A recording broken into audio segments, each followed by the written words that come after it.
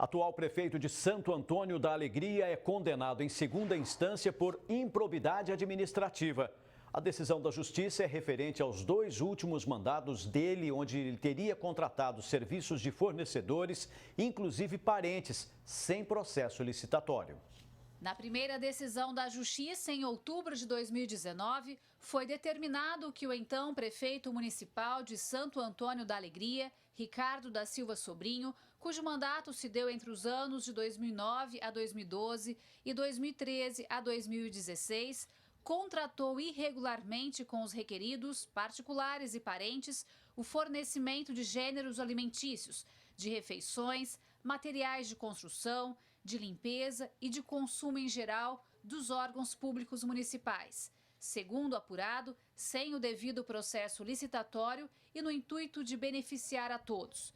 Na sentença, também consta que não foi instaurado procedimento de dispensa de licitação, nem tampouco celebrado contratos entre o município e os requeridos, em nítido favorecimento pessoal em detrimento dos interesses públicos.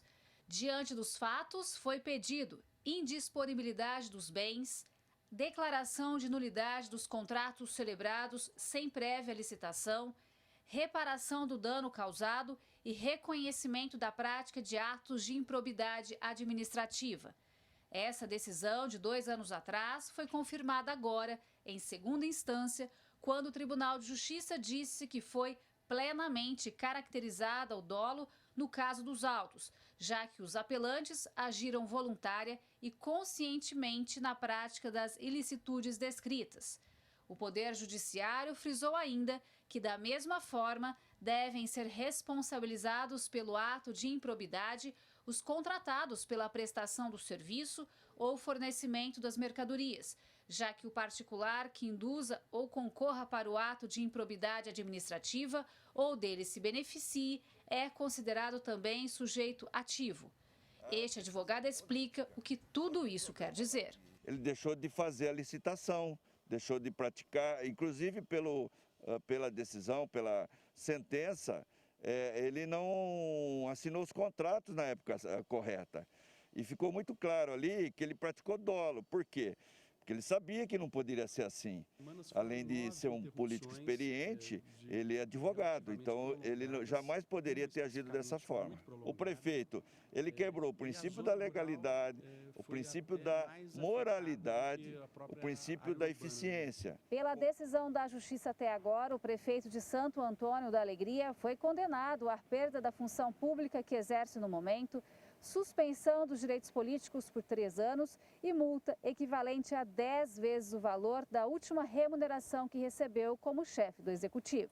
Os bens do prefeito estão bloqueados para garantir a execução da decisão judicial, ou seja, para pagar a multa e as custas do processo. Agora ele pode interpor recurso especial junto ao Superior Tribunal de Justiça, e enquanto não houver o trânsito em julgado, essa sentença ela não será executada. Ricardo da Silva Sobrinho foi eleito prefeito novamente o ano passado e a decisão em segunda instância saiu dia 17 de março agora.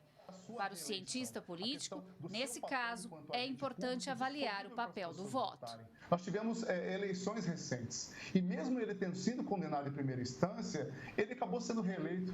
Isso gera na gente uma possibilidade de refletir sobre qual que é o papel do voto.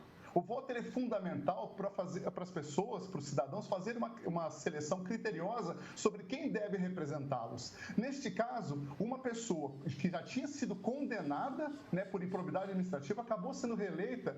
Isso deixa a gente um pouco perplexo, porque a cidade em si ela acaba ficando órfã. A situação política da cidade ela se torna catastrófica, porque nós temos um prefeito que vai perder o seu mandato. Ele vai ser cassado, ele vai perder seus direitos políticos. E como ficam as políticas públicas na cidade de uma forma geral? Os vereadores também têm uma missão importante. É possível até se questionar pela Câmara uma eventual processo político de cassação do prefeito. E a Câmara tem poder para isso antes da decisão final da Justiça? Sim, porque a Câmara da época já devia ter apurado. Então a Câmara atual poderia instaurar um processo de cassação avaliando-se todos esses elementos para ver se efetivamente ele praticou atos de imoralidade. O prefeito informou em nota, abre aspas, temos convicção que o acordo no Tribunal de Justiça do Estado de São Paulo será revisto pelas instâncias superiores, na medida em que houve o reconhecimento de que os fatos não geraram qualquer dano ao erário e muito menos enriquecimento ilícito dos requeridos.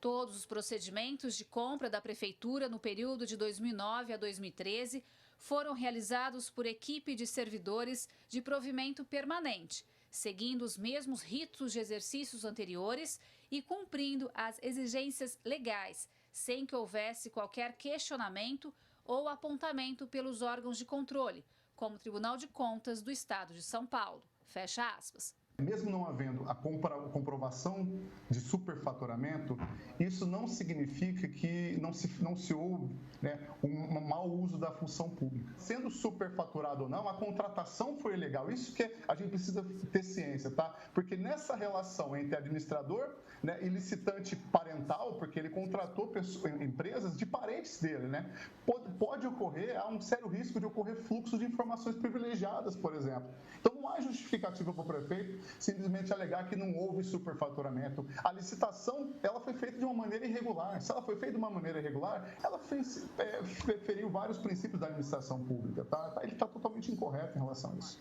Gislene Lopes para o Jornal da Clube.